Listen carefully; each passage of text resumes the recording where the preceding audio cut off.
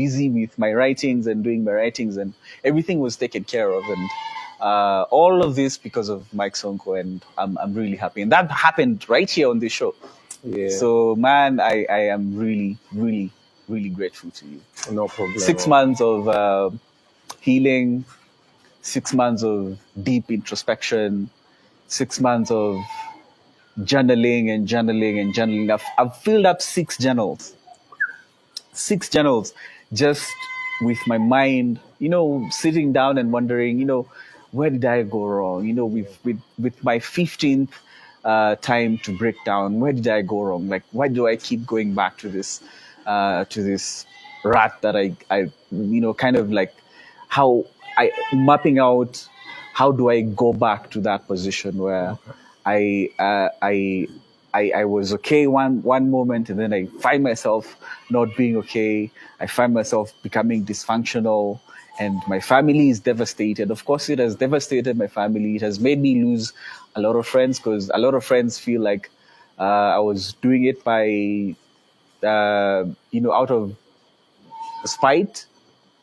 But what I've come to understand, and what the doctors made me understand there, is that it's an illness. And like any other. Addiction is an illness. Substance use disorder is an illness. Bipolar mood disorder is an illness. And I have those two. I have bipolar mood disorder and substance use disorder. And those two are illnesses that you have to struggle with your deepest and darkest desires to be able to come out of that space where the lure of smoke, the lure of, you want to do some more lines, you want to feel ecstatic, you want to go into this world of, ecstasy, how to come out of that world and come back to the sober life. It's really, really difficult. And it has taken me all of that time journaling to understand that journey. And now I have a very deep understanding of it. I have developed myself philosophically. I feel I have developed a personal philosophy for myself that I live by now. And I feel with every time that I failed for 15 times, 15 relapses, with every time that I found myself using again, every time that I found myself in the trap house again, sometimes I would be too ashamed to go and ask for the drug, so I would just send somebody and be like, you just go get me this, get me that. And I would just be ashamed, and I would just isolate myself in my house and just want to get high and just be by myself. And it was in those moments that now looking back, I can see and I can look back and I can say, something was not right. But having fallen 15 times, I identified the pattern, and I realized that to get yourself out of an addiction, you have to find a replacement for it. And I thank God, because part of my anger was directed towards God, because for the longest time I was an atheist. My family was devastated that I was an atheist. I didn't believe in God. I was like, I'm a naturalist. I don't think God exists. But over the last 6 months, God has revealed himself to me in a really clear and deep way. I have been able to sit with my own thoughts, with God by my side, and I would ask him, why would you give me such powerful gifts? Why would you give me something so good and then juxtapose it with something so bad? Why would you give me, it's like, why would I be so talented in something, and then on the other hand, I have an illness that causes me to be dysfunctional and look, embarrass myself, embarrass other people, put other people in awkward situations. And I just had to sit down with him. I asked him, I want to see you for who you are.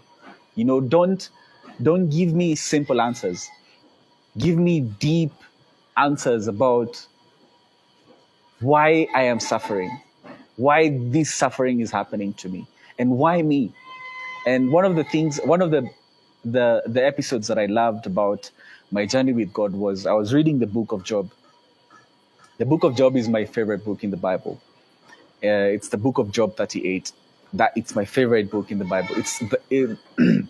You said your memory lapse comes with time, like you can't remember time. For me, I don't remember specifics. I remember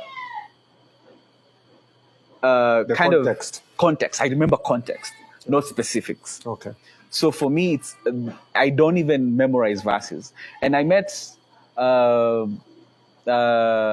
Saumu Mbuvi came and we sat down and she gave me Bible verses, and it really touched my heart of her deep knowledge of the Bible, and she really challenged me, about my journey with God. So back to the book of Job 38, it's a very long chapter and it's the longest direct speech by God in the Bible.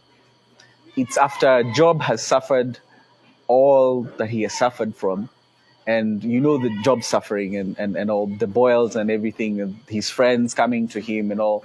So in Job 38, God appears to him. And the funny thing is that the moment God appears to Job, he does not come with an apology. He does not come with, "I'm sorry for what happened to you." He goes straight into lecturing Job about, "Oh, so you think you had it rough? Oh, are you the one who told the world or the sea, you shall come here and no further? Did you create the cornerstones of the earth?" He goes on and on and on about the majesty of his creation. And for me, that text really spoke to me because I saw the suffering between Job and God coming together. For me, it spoke to me at a higher philosophical level. Like, God is, the work of creation is not something simple. It's something that causes existential angst. And that is what I really had. And I asked God, really, because one of my psychologists told me, you'll have to find a replacement for drugs, for narcotics. For me specifically, I'm prone to narcotics addiction. And they told me, yeah? That is That is weed, cigarettes, cocaine, amphetamines, all. you're doing cocaine. Wow. It gets mixed up in weed, and there are dealers who will just mix it up for you, and you won't know. For me, it was mixed up, and I didn't know.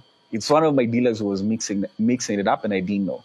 So it kept me it worsens everything.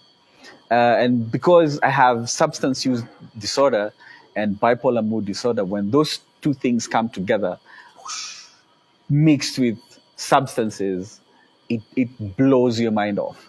And for me, the journey to be clean, 6 months clean, it's the best moment of my life. Is that the longest you've ever been? Yes, this is the longest streak of sobriety that I've ever had. Okay. And I have you, Mike Sonko, my dad, and everybody who you literally came here and did a fundraising for me without even me asking. And everybody who has been supporting me, Kenyans who have been supporting me, I have you guys to thank for that.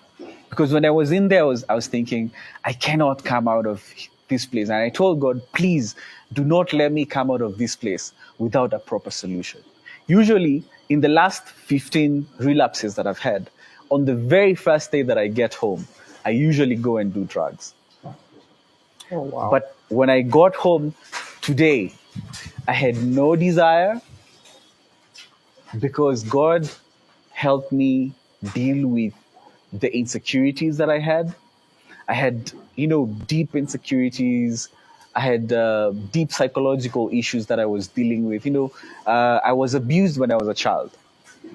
This is something that most people, even in my family, don't know. When I was around 9, 10, I was brutalized by one of my relatives, and it left deep, deep, deep scars in me.